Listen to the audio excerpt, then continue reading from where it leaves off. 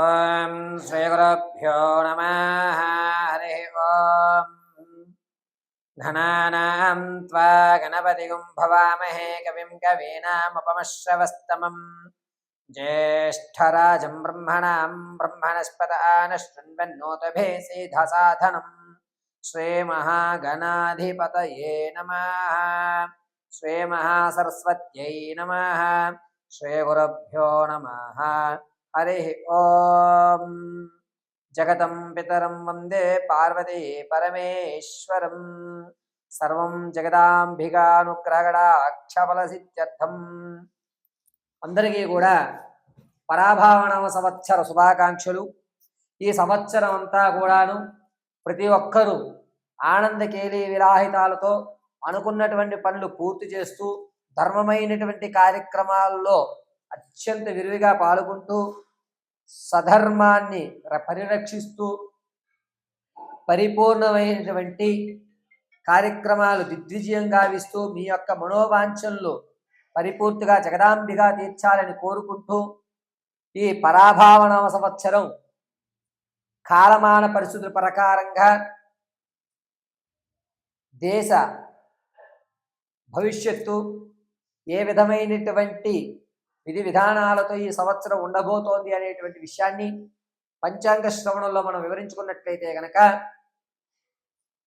9 గ్రహాలు వాటి వాటి యొక్క స్థితానుసారము రాజు, మంత్రి, సైన్యాధిపతి, రసాధిపతి, ధాన్యాధిపతి, ఆర్ఘ్యాధిపతి, మేఘాధిపతి, రసాధిపతి, నీరసాధిపతి అనేటువంటి పదవులు ఈ 9 గ్రహాల్లో ఎవరెవరికి ఇస్తున్నారు, దీనివల్ల మన యొక్క భారతదేశం యొక్క స్థితిగతులు ఏ విధంగా ఉండబోతున్నాయి, రైతు క్షేమదాయకంగా ఉన్నాడా లేదా, సకాలంలో వర్షాలు పడేటువంటి సూచనలు ఉన్నాయా, పెను ప్రమాదం గురించి ఏదన్నా విపత్తుమైనటువంటి వైరస్లు ఏమైనా ప్రవేశించేటువంటి అవకాశాలు ఉన్నాయా, ఉగ్రవాద దాడులు కానీ అసాంఘిక కార్యక్రమాలు కానీ విరజిల్లుతాయా, విపరీతమైనటువంటి ధోరణి కలుగుతుందా, అసలు రాజకీయంలో ఎటువంటి మార్పులు సంభవిస్తాయి అనేటువంటి విషయాన్ని మనం ఒక్కసారిగా పరిశీలన చేద్దాం. ఇందులో ఈ సంవత్సరంలో రాజుగా గురుగ్రహానికి రాజస్థానాన్ని ఇవ్వడం వల్ల రాజకీయం అత్యంత మనోరంజితంగా ఉంటుంది. రాజకీయంలో ఎప్పుడూ లేని కొత్త కొత్త పొంతలను చూస్తారు, వినూత్నమైన మార్పులు జరుగుతాయి. అంతేకాకుండా ఏ రాజకీయ నాయకుడిని కూడా ప్రజలు నమ్మేటువంటి ధోరణి కనబడదు. రాజకీయ నాయకులు స్వలాభం కొరకు మాత్రమే పనిచేసేటువంటి ఆలోచనలు కలుగుతున్నాయి. ఈ రాజస్థానం గురుడికి ఇవ్వడం వల్ల ఇతర దేశాలన్నీ కూడా మన దేశం యొక్క ఖ్యాతి అనేటువంటిది పెరుగుతుంది. ఆ ఖ్యాతి పెరగడంతో మన దేశం వైపు తొంగి చూడడము, క్రీడా రంగాల్లో మనదంటూ ఒక ప్రత్యేకమైన గుర్తింపు ఏర్పడటం అనేటువంటి ఈ సంవత్సరం జరుగుతుంది. పైగా మన భారతదేశ చరిత్ర ఈ సంవత్సరం ఖచ్చితంగా అన్ని దేశాలు పాకి భారతదేశం యొక్క ఖ్యాతి అనేటువంటిది నిలబడే స్థాయిలో ఉంటుంది. అంతేకాకుండా మంత్రిస్థానం కుజుడికి రావడం వల్ల బంగారము, ఎత్తడి, పత్తి, బొగ్గు వీటి ధరలు అమాంతం పెరగడం, పైగా ఆలోచన విధానాల్లో వర్తకుల యొక్క ఆలోచన విధానాల్లో అన్నీ కూడా మారడం, కొత్త కొత్త టెక్నాలజీ అనేటువంటి అభివృద్ధి చెందడం జరుగుతోంది. ఈ మంత్రిస్థానం కుజుడుకు ఉండడం వల్ల విద్యార్థులకు కాస్త గడ్డుకాలంగా ఉందని చెప్పవచ్చు. విద్యారంగంలో అనేకమైన అవకతవకలు బయటపడేటువంటి సూచనలు బాగా కనబడుతున్నాయి. ఇక సైన్యాధిపతిగా చంద్రుడు ఇవ్వడం వల్ల ప్రతి ఒక్కరూ కూడా కన్ఫ్యూజ్ అయిన వాతావరణంతో నడుస్తుంటారు.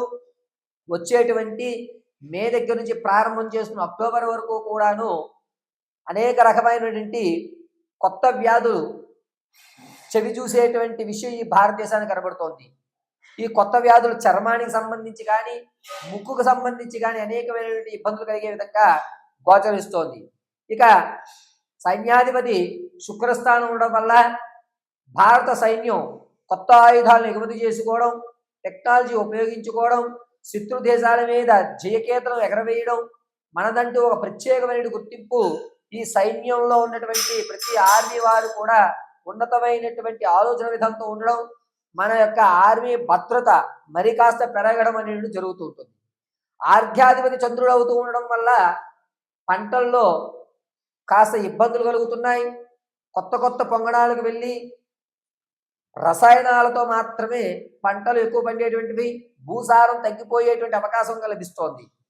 ఇక మేఘాధిపతి చంద్రుడు అవుతూ ఉండడం వల్ల వర్షాల్లో ప్రభావంలో సకాలంలో పడవలసిన వర్షాలు అకాల వర్షాలుగా పడటం, లేదా వడగళ్ళ వాళ్ళు రావడమే కానీ వాతావరణంలో అనేకమైన మార్పులు రావడం వల్ల కుండపోతగా వర్షాలు కురిసి రైతుకి ఇబ్బందిదాయకమైన వాతావరణం కలుగుతూ ఉంటుంది.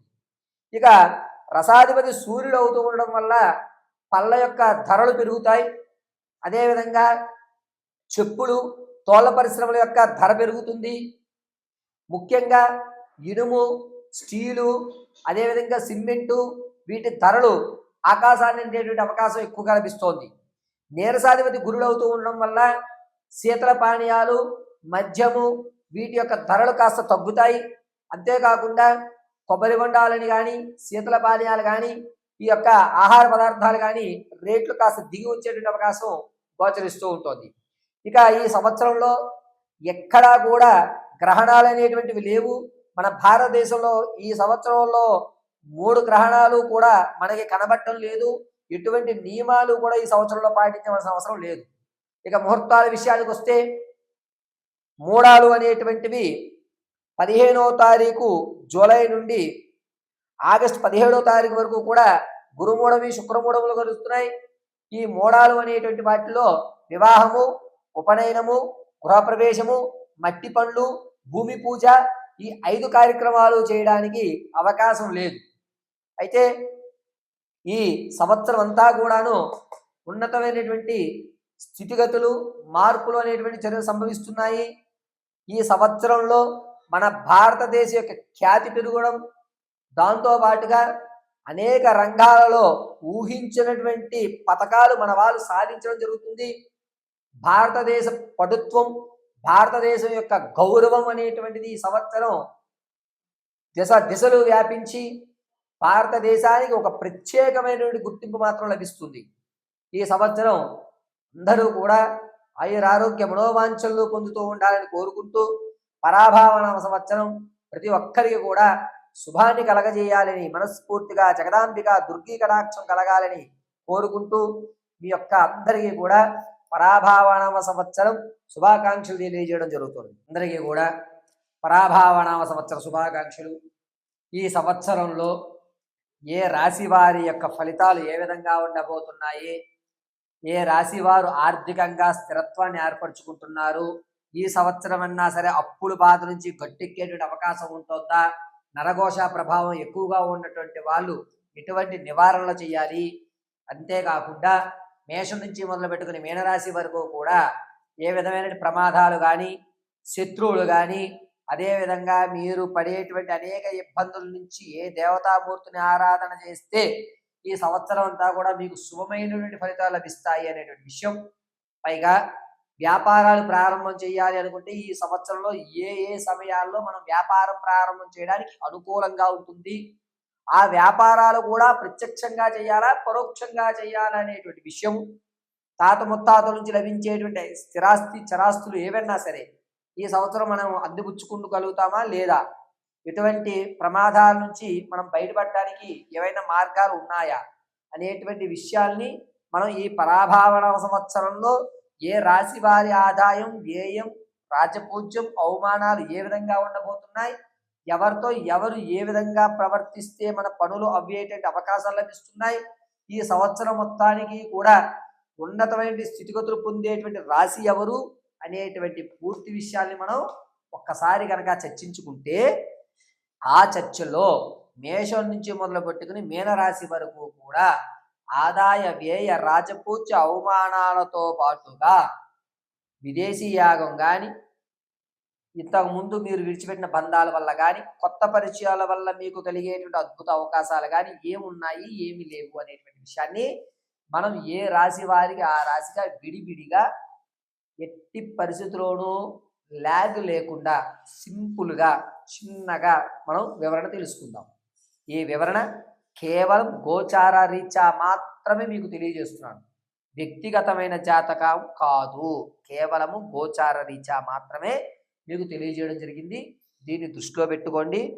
కుంభరాశి వారికి ఈ సంవత్సరంలో రాజపూజ్య అవమాన ఆదాయ వ్యయాలు, అదేవిధంగా ఏ విధమైనటువంటి ఆర్థిక స్థిరత్వం ఏ నెలలో జరుగుతుంది, ఆకస్మికమైనటువంటి ధనం ఏమైనా లభించేటువంటి అవకాశం ఉందా, పాత స్నేహాలు ఏమైనా పునరుద్ధరీకరణ అయ్యేటువంటి అవకాశం ఉందా అనేటువంటి విషయాలు చర్చల్లో భాగంగా ఆదాయం 2 గాను వ్యయం 8 గాను ఆదాయం 2 గాను వ్యయం 8 గాను రాజపూజ్యాలు 4 గాను అవమానాలు 2 గాను చెప్పడం జరుగుతుంది.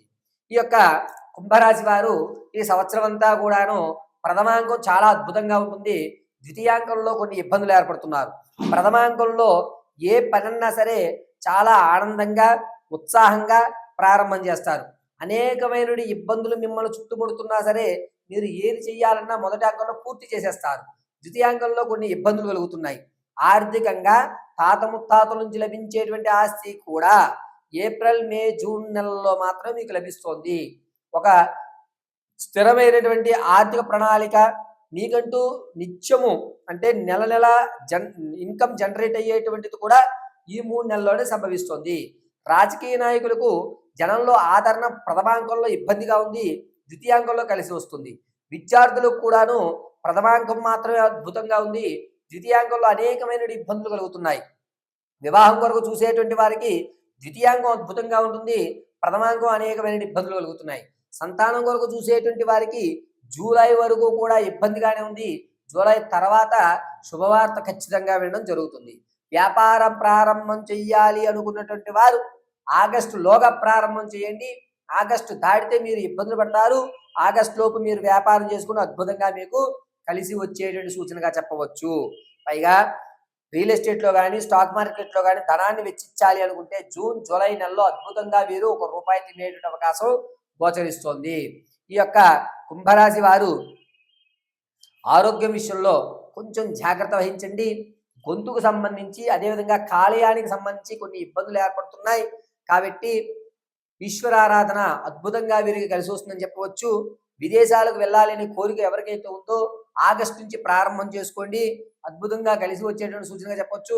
స్థిరాస్తులు అనేటువంటివి ఖచ్చితంగా ఆగస్టు లోపే మీరు కొనుగోలు చేస్తారు. ఆగస్టు తర్వాత మీరు ఏ ఆస్తి మీదైనా సరే అంటే స్థిరాస్తి సంబంధించి దేని మీదన్నా మీరు పెట్టుబడి పెడదాం అనుకున్నా అది జరగని పని. అనవసరమైనటువంటి ఇబ్బందులు కొని తెచ్చుకునేటువంటి వ్యవస్థ నడుస్తూ ఉంటుంది. ఈ కుంభరాశి వారు ఈ సంవత్సరం అంతా కూడాను చాలా జాగ్రత్తగా ఉండాలి. ప్రయాణాలు చేస్తున్నప్పుడు ఆహార నియమాలు పాటించుకోవడం అత్యంత శ్రేయస్కరమైనటువంటి విషయంగా చెప్పవచ్చు. పైగా ఈ నిరుద్యోగులు ఎవరైతే ఉన్నారో వారికి ఉద్యోగ ప్రాప్తి అనేటువంటిది జూలై ఆగస్ట్ సెప్టెంబర్ నెలలో కలుగుతుంది. ఖచ్చితంగా అద్భుతమైన అవకాశం అక్కడ లభిస్తోంది. ఈ కుంభరాశి వారు ప్రతిరోజు కూడా ఈశ్వర ఆరాధన లేదా కాలభైరవ ఆరాధన చేయండి, కలిసి వచ్చేటువంటి సూచనగా చెప్పవచ్చు.